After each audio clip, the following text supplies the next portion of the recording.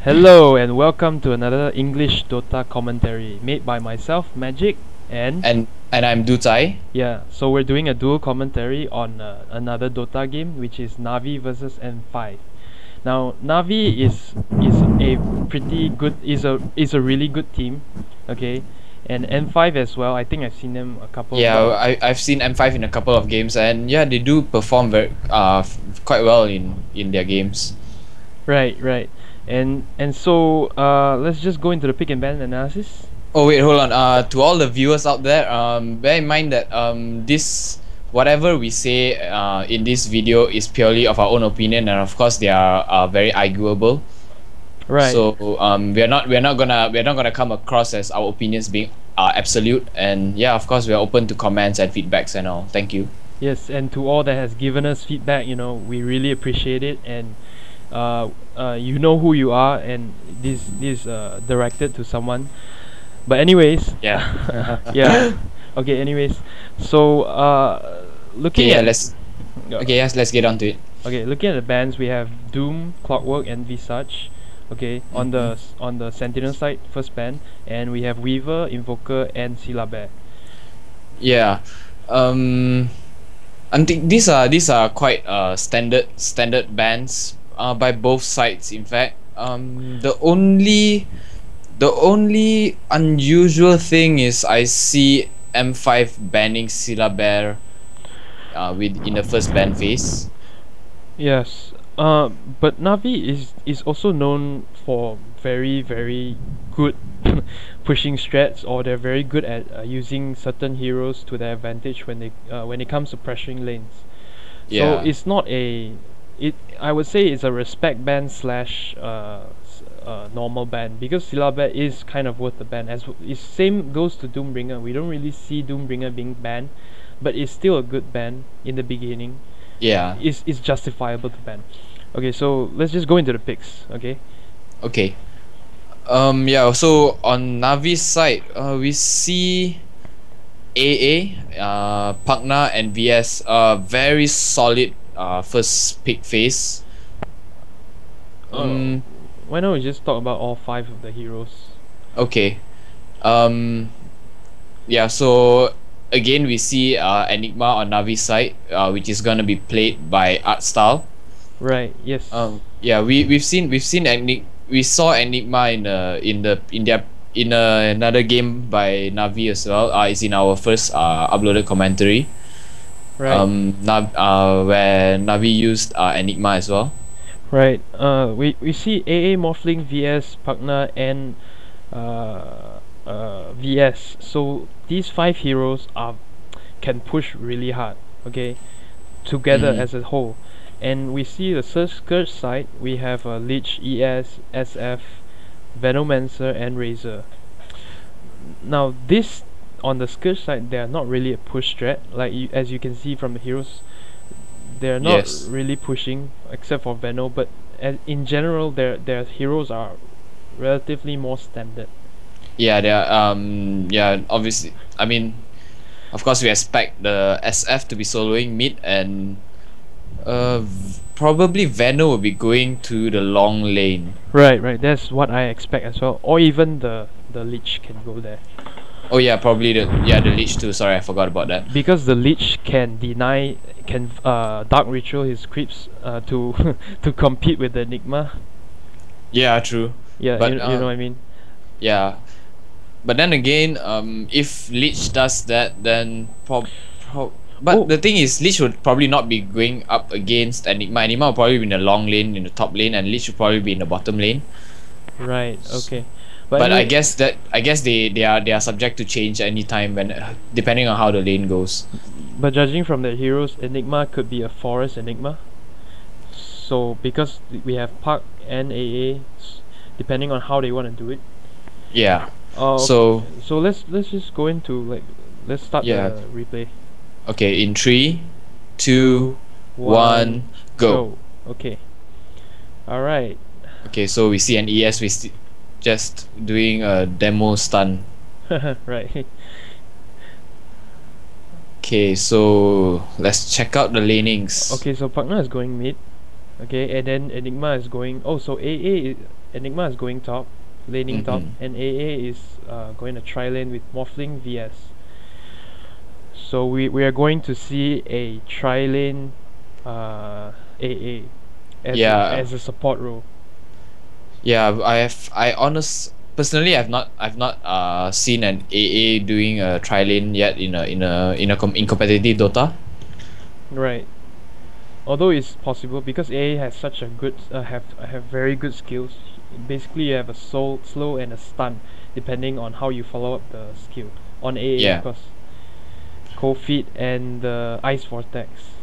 yeah.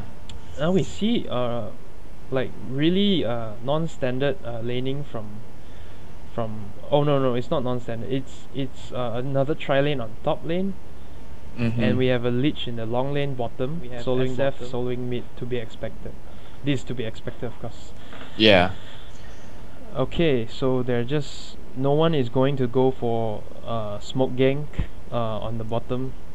Well, because their heroes are not really nuke heavy in the early stage. When I say early stage, I mean the first minute of the game. So we won't really see them doing that, or maybe that's just the decision.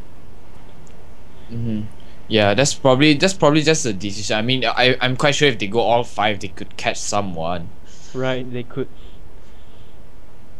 Then so yeah, we're gonna be seeing Pagna going up against SF. Alright, partner against SF, and we see Leech being harassed by PS here. So, Yeah. in terms of the tri lanes, well, it's not really tri lane, but ES is covering mid at the moment. But Yeah. ES can go top, but I think they've decided to cover the SF because the SF really needs some cover at the early stages of the game to gain his souls easier. Yeah. Since Pagna has a much higher base damage than SF. As well as a really good nuke. Yeah. We're basically seeing ES just hiding behind covering the SF in case anything happens. So if Yeah. say the bottom tri lane of Sentinel decides to gank the SF, there will always be an ES here.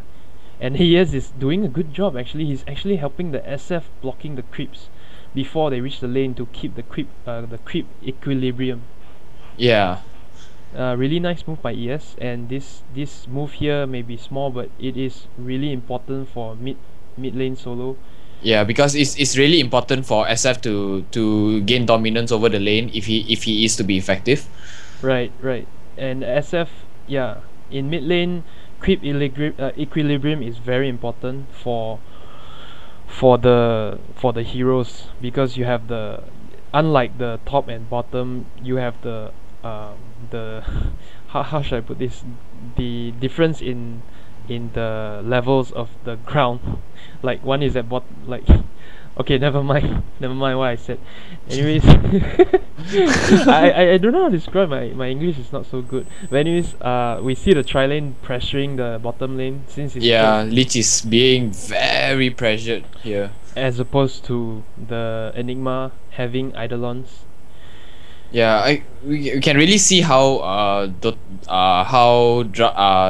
competitive Dota has evolved throughout.